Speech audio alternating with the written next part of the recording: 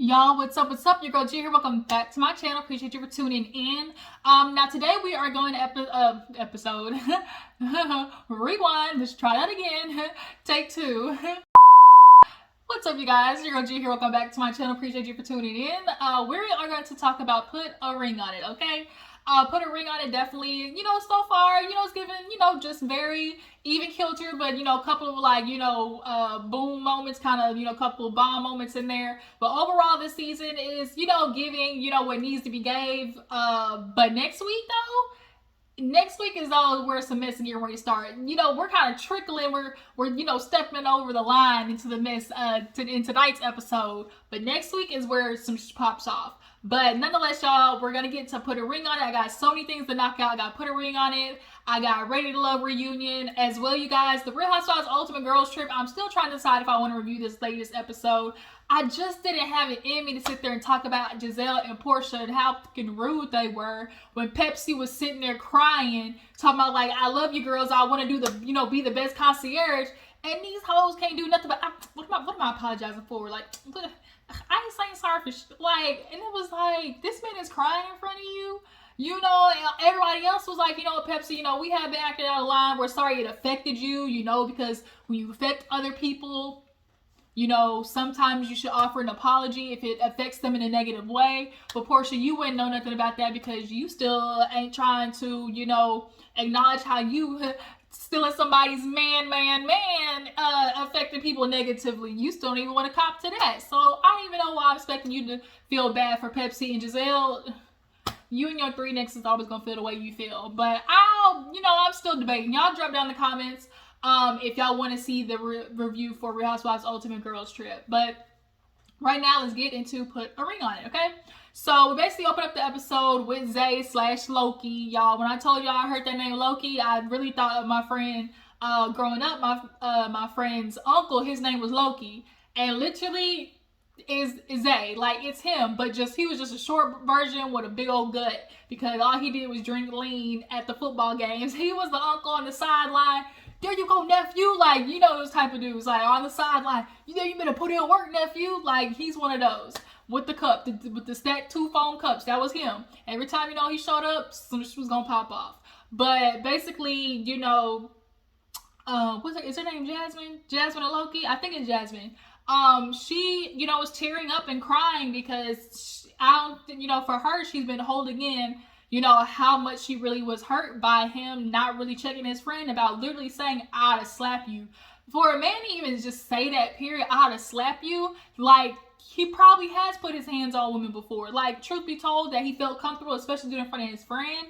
So that is something he's probably done before, one. Two, Zay/Loki, you really ain't because that's your woman, and she's not feeling protected. And so obviously Dr. Stacy, it's like, look at her, Loki, like, did you know that this was affecting her that deep? And he was like, no, but she shouldn't feel that way. She was like, no, like, don't tell her how to feel. How she shouldn't feel. This is the way she feels. And so she was like, yeah, I just, she never got an apology. He's still around, and obviously, she feels like, he's kind of taunting her in a way, like, like, I'm still gonna be around, what you gonna do about it type shit. And, for Zay to not check his friend, it really is foul. And it wasn't until, as typically what we see, it isn't until black women start crying that people start feeling like, oh, like, maybe I should, think about treating her differently. Like, it's always like she said, she was holding it in. Dr. Stacy basically tried to say that, you should have told him. Like, you shouldn't have been just like trying to sweep your feelings under the rug. Like, because, who knows, you might have got the reaction that you were looking for. I do get what Dr. Stacy was saying, but at the end of the day, you think that your partner or your man would take the initiative. Like, why do I need to be bawling and crying for you to understand to take the initiative and checking your jazz friend who threatened to slap me? Like, that should have been from day dot. But, he said, he's going to check his friend. And basically she was like, yeah, I believe it when I see it. Because at the end of the day, she knows he obviously in the past, has had, issues with them and probably not stood up to them. And so she's probably seen a pattern of him not checking the friends and, letting them get over on, and she's like, okay, yeah, I believe it when I see it. I'm thinking the same thing too. Like, I believe it when I see it. So all the couples, they get together, and no, did they go on dates right after that? I think so, yeah. So everybody's going on dates. So first date, let's go ahead and knock out Catherine. So Catherine, y'all see she got dressed this time. Catherine actually went to her closet and got dressed this time, y'all, okay? So Catherine, you know, she's cute and everything and whatnot. Me and my sister were watching. She looks like a little Bratz doll with her cheeks and stuff, because she has such a little round face. She's like a little Bratz, no, Cabbage Patch Kid, that's what it was. Her little round face, y'all look at her face. She looks like a little Cabbage Patch doll.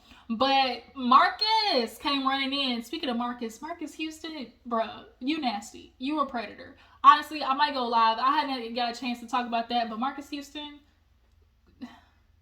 your foot, like, you need to walk straight to hell, what you did to that girl, period. That's sidebar. But back to Marcus, you know, he came in tall, dark, and handsome, you know, beard thick with 3 C's, okay? That was a whole mossy area. So, of course, he tall in stature. You know, y'all know Ricky, he like a little pipsqueak. So when he opened the door and he got to look up like this, you know, obviously there was a little threatening. When I tell you Catherine was cheesing, cheesing hard, okay? And even Ricky was kind of looking like, well, damn, like, I guess I'm just chopped liver. Yes, you are. And especially after the end, yes, you are. What she's doing at your mama's house, it's clearly your mom and daddy house that y'all are staying at right now, Ricky. I know she's trying to save how you look, you know, and not make you look bad, but Ricky, you got some explaining to do and some growing up to do, obviously.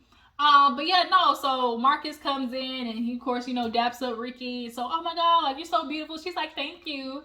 And he's like, oh, you know, her past date name was Mark. He's like, no, Mark. And Marcus, he's like, well, this is the only name you need to know. And she was like, well, I hope so. And when she said it, I kind of low-key had the same reaction as Ricky, like, damn, I'm still here. Then the confession, he was like, now, had I done that, you know, I would have never heard the end of it. She was like, yeah, you did worse. You ate off her fork. And he was like, you know what? Touche, my nigga, touche. But even still, like, 2 wrongs don't make it right. And at this point, Catherine has decided what she say was good for the goose is good for the gander. Shucky ducky. I'll never forget that she said that. Shucky ducky, okay? We're going to go out on this date. So they go out and kind of do like these affirmation paintings, getting to know each other. Obviously, they're attracted to each other. Come to find out, they start talking. She's like, oh, I'm from Dallas. He's like, well, me too. And it's like, oh, where are you from? Cedar Hill? Oh, me too. So it's like, you know, check. And at this point, she's basically saying she's just missing, like, the intimacy, you know, the dating from Ricky. He's comfortable. Most men get comfortable. They don't do the dates. They don't do they don't do any of that anymore. Once a woman, they feel like, is basically locked down. Because that's what Ricky said in his confessional. He was like, yeah, you know, I've been here before. You know, when she's been dating other people, you know, she gonna be back. And it's like, the fact that Ricky, with the way he look and what he has to offer, is like so confident in you coming back, Catherine, honestly is sad. Because I'm just trying to see, what is it, like, what is it about Ricky that you're just like, I gotta work it out with him. I gotta ride or die for this. Like, what is it? That nigga must be a munch. Like, he gotta be a munch, because this ain't making no sense. Like, it gotta be. Ain't nothing making any sense. But they get to talking and find out they're from the same place. And so, you know, the date's going well. Like I said, they're doing the affirmation paintings. What else did they talk about? You know, Marcus, he obviously hella confident. You know, I mean, I could tell you know, Catherine, she liking me. She digging me from the body language. You know, I feel like, you know, I might be able to swoop in on this one. And honestly, Catherine, should be your exit. This show should be your exit from Ricky. Now, the way you blew up at the end, you know, I kind of sort of get, but not at the same time. But insurance broker, first of all, them niggas make money, okay? Insurance brokerages in general make money. So that's 1. 2, y'all from the same area. And 3, you know, he's actually can be a provider. Like, Ricky is not providing for you by any means of the word. So yeah, overall, they had a good day. Y'all drop down in the comments. Should Catherine, you know, take this as her, you know, get that jail-free card and take off running with Marcus into the sunset? Because that's what I think. So moving on to the next date, we have Joya. So Joya, she's getting ready and they pulling the camera all seductively. She strapping her shoe and stuff like that. I do like Joya. Joya's a very pretty girl. She not only, shines from, she has a very pretty smile, but she has a very radiant energy about her, soft, radiant kind of, slash seductive energy about her that I appreciate. It's not so forward, and I tend to fall more on that side of sexuality. I like the more sensual, seductive type approach. But Jace was looking at her and he was like, "Oh, you look nice." She was like, "Yeah, I figured I look nice, since your last day, getting that candle and all." Basically she's like, "I'm trying to keep Jace on his toes because he's been feeling like, girl, you gonna come back." It's nothing like when a man just feels so confident, like, girl, you ain't going nowhere anyways. So she's, trying to put a little battery in his back a little bit. So old dude comes, his name is Jacoby. I actually love the name Jacoby. So he comes, obviously he's saying to himself, well, I'm 6'4", dark, tall, dark, and handsome, point blank period. They gotta save the more eligible bachelors, the more attractive ones. Like, they don't never get the good ones on the first date. They kind of save them, best for last. But he comes turtlenecking with his, nice car. I think he said he's, what did he say he do? Like, he works for a 7-figure company or whatever.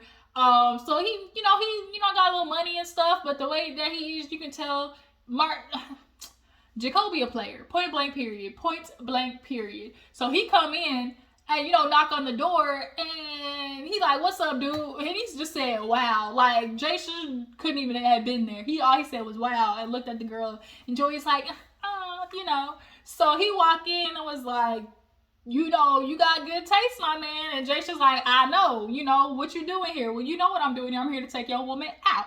And so he looking at the finally I can look up. And so basically Jasha and Joya kind of laugh like, "Oh, that was a good one." He definitely, was kind of throwing a little, little jabs, and Jasha was picking up on it. And he basically was like, "Yo, bro, if we was really on the streets, I know you wouldn't be doing this, point blank period. But I'm gonna let you slide because it's a part of the process, okay?" So Joya and Jacoby, first of all, just jump from Jacoby to Jasha, Jacoby. Ain't no way you're not gonna accidentally call either one by another name. It's just gonna happen. I feel like that would be tragic if she called a nigga Jacoby one day. But nonetheless, they go to, I think, a sushi. I think they went out to a restaurant nonetheless, and he tried to hold her hand going in. And at first, she was kind of like, but she followed, and they held hands. And so she was kind of in her confessional, I don't know, we've obviously been establishing these boundaries, holding hands. It's kind of like, maybe I should, maybe I shouldn't type situation. I would say you shouldn't. Holding another man's hands, even Jasha later on was like, "That's kind of our thing. I'm feeling some type of way about it."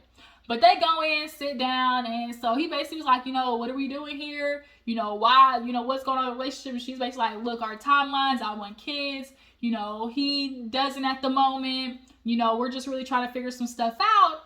And so, she asked a really good question, which was, I think she asked about him. He ain't got no kids. He basically, is eligible bachelor, like Marcus. Marcus, he was a bachelor for 7 years. Anytime a man's been a bachelor for a long time and they say they're ready for marriage, I always kind of, raise my eyebrow and gotta look at you with my good eye for a second, because, it's a hard transition. Men think it's gonna be, I know I want a wife, transitioning just to being in a relationship. That's very hard for bachelors, and I think they underestimate it. Especially if you've been one for a while. But the type of bachelor you are also says a lot too, because she's asking him about intimacy. What's your idea of intimacy? And he's like, "Well, when it comes to sex," and it's like rolling your eyes, because most men understanding sex is not all the only thing a part of intimacy. Intimacy is so much more. And he went to what most niggas do, talking about the bedroom. Well, when it comes to sex, I mean, basically, I'm just gonna say, I know I'm good at what I do. And Jason just kind of like, okay, he said, "Well, I'm good at what I do, and I like situational sex." First of all, what? Secondly, oh, hey, what's up, Polo? Polo done came in from outside. Boy, and what is on your fur? I just got you cut. I tell you. Shh. What was I talking about? Oh, intimacy with Jacoby. So basically, you know, Jaysha had to teach him, like, yeah, but that's not intimacy. Like, you explain sex, but that's not intimacy. And he's like, well, you know, I'm still trying to figure that out. Sir, at 30 something, you're still trying to figure out intimacy. You're not ready for a relationship. Even if it's not something that's like immediately your love language, you should be able to differentiate at this moment that the difference between that, like, it just goes to show your immaturity. And he talked about how he had a fetish at one point for, you know, girls with boyfriends. So basically, you was a certified side nigga. Like, that's basically what that was. A lot of dudes is okay being a side nigga because they don't have to worry about, like, the actual entertainment of the woman. Like, I just get to do the fun part. And for him, I'm glad Jaysha called it out later on in the episode. So she was just kind of like, yeah, that's not okay. He's like, well, you know, I had to seek, you know, counseling, therapy. Do I believe him? I think he probably went to a few. You know, he's probably one of them niggas who's like, you know, go to 2-3 appointments and be like, I'm fixed. You know, real Marcel type style. Like, I'm gonna go to a couple, and then after that, I'm gonna ditch because I feel like I got what I needed. And so Jaysha was like, you know, it's more than, you know, I can really just make love to you with my eyes. It's the way I look at you. It's the way I touch myself. You know, and Joya is like the epitome to me of like, seducing, like real, you know, Marilyn Monroe over the shoulder. Like, she does it very well. And I think that's what, like Jaysha said himself, like he said, it's just the way that she smiles, the way she looks at me, like she just has that look. But nonetheless, their date was okay, but she's feeling him, and I'm like, you thought I was feeling you? Like, I ain't feeling Jacoby. Like, that nigga a player. And the fact that he admits to just being a certified side nigga was just like, yeah, that was like 2-3 red flags in one. So then we get to the last date, which is, who else was there? Oh, Loki/Zay. Not too much. He goes out with a girl named Gayla. When she walked up, she honestly looked more like his type than Jasmine did. Like, first of all, why this is on my mind? Am I tripping, or did Jasmine look different in her confessional? And one of those confessionals, I swear her stomach looked like it was bigger. Like, I swear it looked like it was bigger. I know I'm not tripping. Y'all drop it in the comments and let me know. Did y'all see that, or am I tripping? Speaking of belly, y'all, look at this shirt I got. $2. Y'all know where this shirt was at? Maternity section. I don't care either. Naps and snacks. That's where I live. And so when I see a shirt for $2, I don't care what section it's in. It's going on my body, okay? And this whole comfortable. It's that soft cotton too. $2, okay? I ain't even gonna maternity or not. I ain't got no belly nowhere, but I got the small and it fit me, so that's all that mattered. But back to the regular televised program.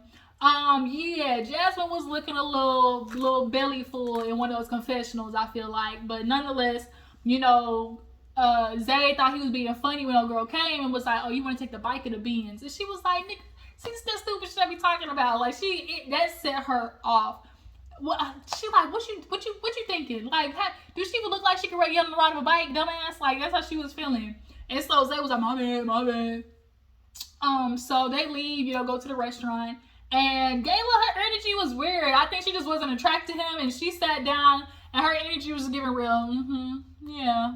You know, I got 2 kids, you know, moved to Atlanta, you know, real chill, which is why he got, like, the sis energy. And so she was like, you don't mind me asking, like, what's going on in y'all's relationship? And he was like, you know, Loki. She said, who the fuck is Loki? He was like, me, the night god.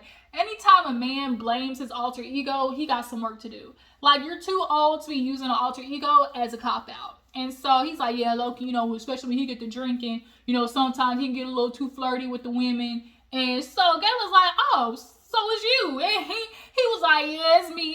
And so he started to realize, like, you know, it's different when other people, like outside people, be like, it's you. So he's like, I'm realizing, like, that's something I gotta work on. So they get to, okay, you're gonna have to get down, Polo. Come on. All right. So everybody gets together to talk to Dr. Stacy. And we get to, who do we get to first? Let's go ahead and knock out Loki and Jasmine. So talked about the date. He had the date with Gayla, and he basically took away from the date like he wants to do better at listening. She's like, oh, what made Dr. Stacy was like, oh, what made you want to listen to her and not Jasmine? He was like, I'm just trying to do something new with his little country accent. Then she started talking about her date with Naked Chef, and he started cracking jokes and everybody laughing. And that's what makes him attractive, is his sense of humor. He has a really good sense of humor. He got that little thugger in him, and unfortunately women like a little thugging. It's just, let me get a little thug in your life. And he got that energy that she's attracted to, but he's very funny. And everybody knows, for girls, humor goes a long way, because you cannot be attractive because Loki really ain't that cute, and your lips is turning black. Your lips is turning black, okay? So yeah, we know for her, with him, it's his personality. But nonetheless, he started cracking jokes, and Dr. Stacy called him on it. She was like, nope, that's not what we doing. You're deflecting. And he was like, damn, she actually got me. I ain't never had nobody call me out, starting to get a little hot, in the crock pot here. I'm starting to feel like, woo, damn, it's hot. And Dr. Stacy's doing a really good job of calling out stuff when she sees it, right there, which I appreciate. And so she's like, you need to really feel how uncomfortable, obviously it's uncomfortable for you. So she's like, what do you really feel? And so he was like, yeah, I ain't like no, seeing no nigga take my, woman out on a date. I ain't like that, the idea of her not, being with me, I don't like that. So nonetheless, she wasn't into him. He wasn't into her date, into his date. She wasn't into no butt naked chef. Not doing it. Not on duty. So we get to Catherine and Ricky. Actually, no, they're last. So we get to Joya and Jaysha. Jaysha enjoyed his date with Brittany. Y'all, Brittany was doing too much for me. She was just doing a little, too much. The beard grabbing, it was just a lot. It was just kind of like, girl, you need to cool it. Don't just throw your panties on him yet. But, he enjoyed the date. Good, good vibes. And so he was talking about, I named the candle Flo, and that made Joya kind of speak up and be like, well, and him going on the date, yes, it's uncomfortable, but I'm realizing if I want to be this man, I do kind of got to get on his flow. And so even though he's dating, I'm taking, whatever, learning lessons I can from it. And so, it was a good, eye-opening moment. Obviously you're learning. So then obviously she gets asked about her date, and she was like, yeah, Jacoby was fun. He asked really good questions that had me thinking. Obviously they cut them out because I didn't see no good questions like that, but I digress. And so she was like, I really did enjoy it. We had chemistry. Oh, I forgot the breakdown of the date. So when they went back, when Joya went back to tell him about the date, she basically was telling Jaysha how, he tried to grab her hand and he felt some type of way, that's what we do. That's our thing. He should be holding your hand. Then she's like, yeah. Then he started talking about him in the bedroom and him, having a thing for taking, men's women. So he's like, oh, that go to show about his character. I said, okay, Jaysha, all right, call it like you see it. That says a lot about his character. It do. And so he's like, I'm kind of confused how Joya isn't seeing, he gets off on this. A lot of men do get off on taking other men's women. They very much do. And he looks like he enjoyed it very much. But nonetheless, she said she enjoyed the date. And Dr. Stacy was like, see, this is what we really want. We want couples to feel comfortable enough to say, hell yeah, I did have a good time. I did, have chemistry with this person. Because you have to allow, your partner to, first of all, feel that and then respond to that and how they really would, with their, emotions. You can't, keep trying to, avoid the process. Actually step into it. So if you enjoyed the date, say, yeah, I enjoyed the date.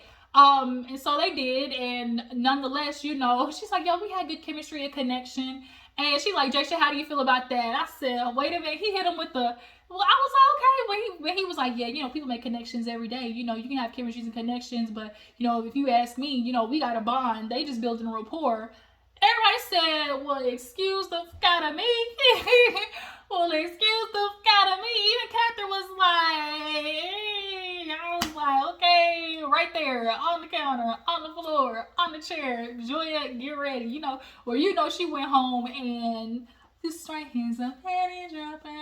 Whoa, whoa. Oh, this is a good song.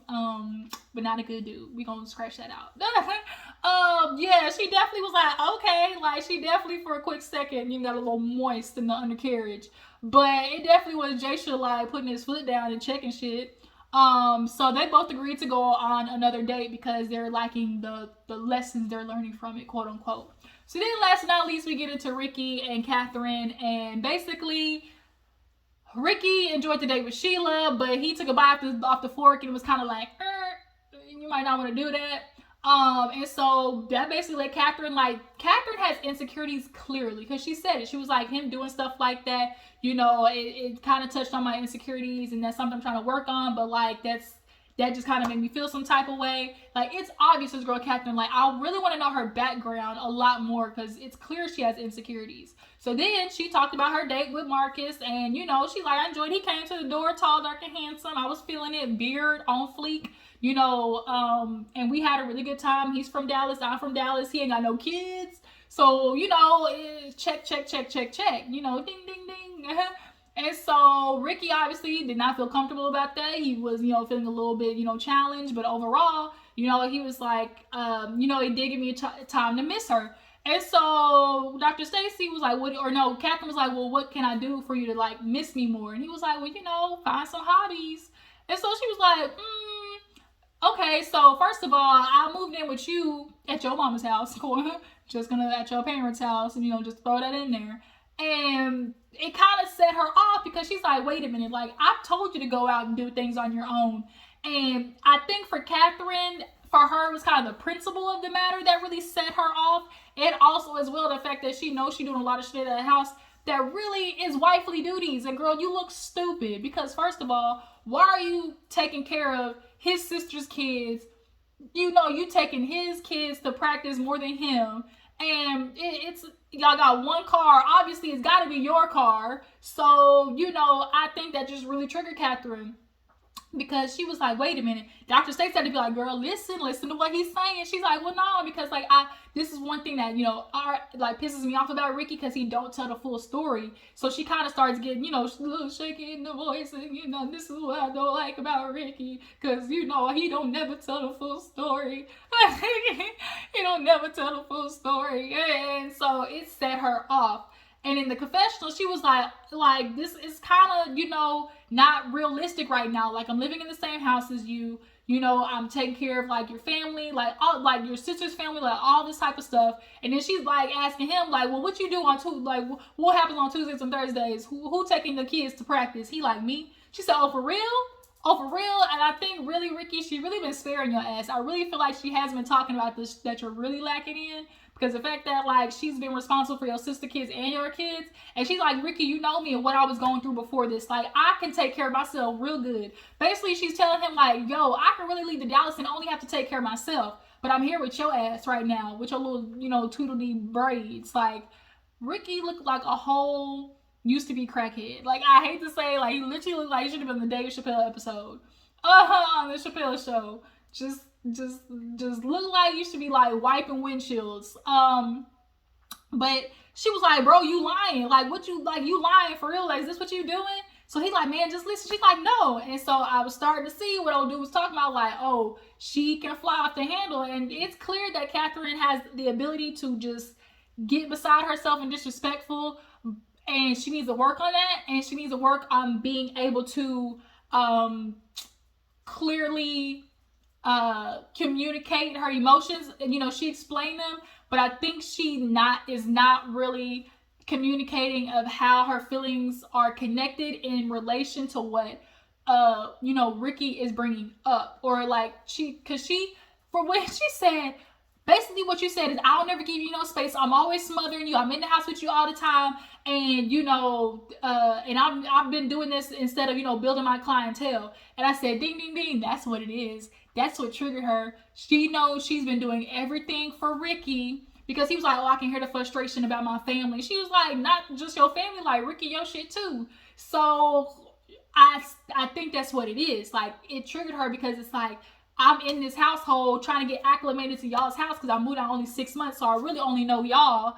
And I haven't been doing what I was supposed to do, which is like building a clientele. I think she's really mad at herself. 1, she's mad at Ricky. 2, and 3, she's not really coping well with that. And she's, instead of really addressing the issue, because she's like, me and Ricky were friends. Like, if y'all are friends this whole time, like, that's what they have. At this point, y'all roommates. It's giving real Robin and Juan Dixon. Y'all roommates who screw every now and again. That's basically what it is. Like, that's how y'all living.